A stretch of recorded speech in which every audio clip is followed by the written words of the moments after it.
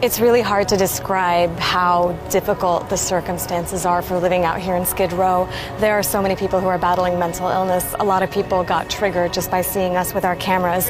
You're gonna get your killed on Skid Row about that camera. We've seen syringes in the street. We've seen feces in the street. You can smell the lack of sanitation. So not only is this a major homeless crisis, it's a public health crisis and a mental health crisis too.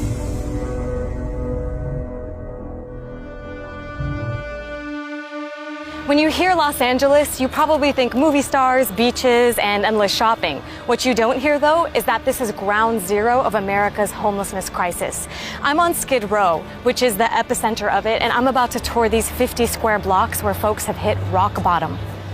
LA's homeless population is exploding. The number of people living on the streets and in shelters has soared by 75% in the past 6 years. There are up to 60,000 homeless people in LA County on any given night. The largest concentration of them live here on Skid Row, a sprawling tent city in the heart of downtown LA. A UN official described living conditions here as shocking. Suzette Shaw has lived on Skid Row for 6 years. She used to live in the shelters, but now has a government-subsidized apartment. I asked her to take me on a tour of her neighborhood. All of these people in this very condensed population, again, where do you see trash cans? Where do you see water fountains? Where do you see food? Law enforcement, they don't like the tents up during the day.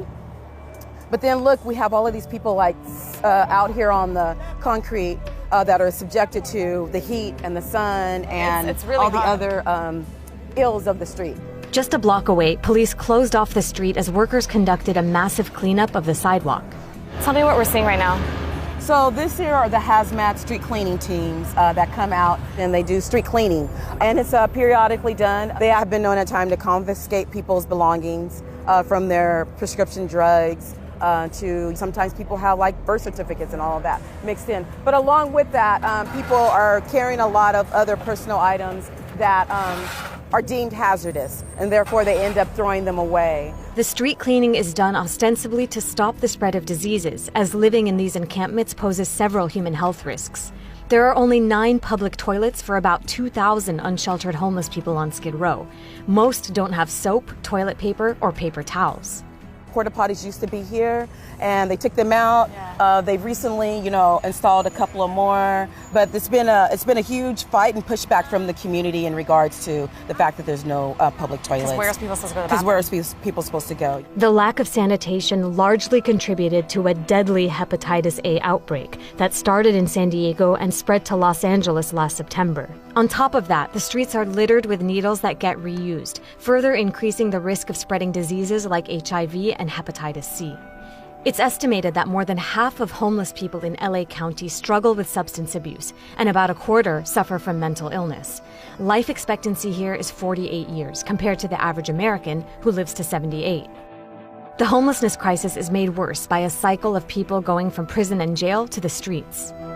They don't qualify for food programs and housing and so forth. And so then that puts them at the mercy of being on the streets. And once here, they face further criminalization from law enforcement. We saw a heavy police presence on Skid Row, and while it's meant to deter violence and crime, residents here feel targeted. Police give tickets for minor things like jaywalking, and when people fail to appear in court, an arrest warrant is issued.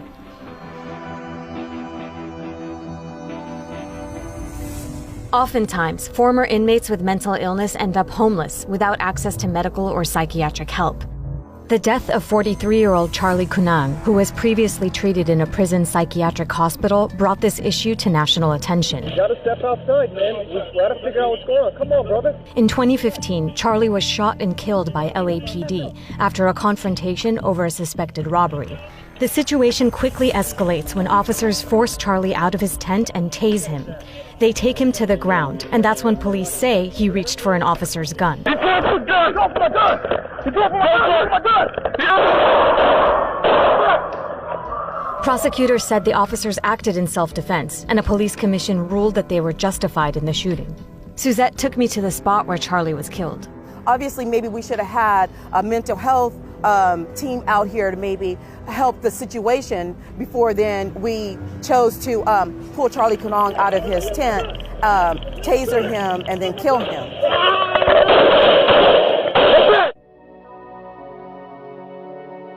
Women are a growing population on Skid Row. 9 out of 10 women here have experienced physical or sexual violence in their lifetime. I actually felt preyed upon at times because if you're a woman living out here, then you must be a prostitute. You must be a hoe. Women have to become tough to survive Skid Row, even with each other. The irony of Skid Row is that it exists against a backdrop of glittery downtown LA. The area has rapidly developed and gentrified in the last decade. Trendy cafes, high-end lofts, and upscale restaurants have popped up everywhere, and buildings are being converted into luxury housing. All of this is driving up rent prices and making apartments unaffordable. Adam Murray is the executive director of the Inner City Law Center. He works with people who are homeless on Skid Row and helps them fight evictions and find permanent housing. Why do you think the homeless population is exploding the way it is here? I'd say more than anything else, it's the disconnect between people's incomes and the cost of living in Los Angeles. In the past 15 years, the median rent has gone up by 28% in Los Angeles, and the median renter income has gone down by 8%. So you literally have hundreds of thousands of people every month who are struggling to pay the rent. And then when you add in those other factors that are going on in their lives, there's just not a safety net to keep them from ending up on the streets. Is the city just not doing enough, in your opinion? The city's definitely not doing enough. The county's not doing enough. Individually, we're not doing enough. Communities aren't doing enough. In 2016, LA voters passed a ballot measure to provide $1.2 billion in funding for the construction of 10,000 affordable housing units over the next 10 years. But where to build them is now the problem. Part of the challenge is there's a lot of resistance, NIMBY resistance, not in my backyard resistance, to any new housing that goes in, especially affordable housing. That needs to change. The American homeless population increased last year for the first time since 2010. On any given night, about 500,000 people in the U.S. were living on the streets or in shelters. Meanwhile, President Trump and congressional Republicans want to cut spending on social safety net programs, including federal housing assistance.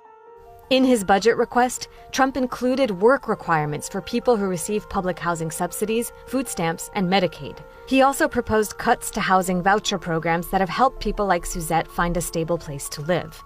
Skid Row is an extreme case study example of homelessness in the U.S. and how, for now, the problem seems intractable. Most people here are chronically homeless, meaning they've been living as such for at least a year or repeatedly. What do you think is really misunderstood about a place like Skid Row? We oftentimes pathologize poor people. We see them as lazy. We see them as not really trying to, we don't see the resolve that it takes to actually sustain out here, to have hope when there is no hope. I've met women who are nurses, Stanford graduates, that come from families. I met people who are connected to celebrities living out here. And we lack the seeing that these people are actually human, that we're human, because I live here.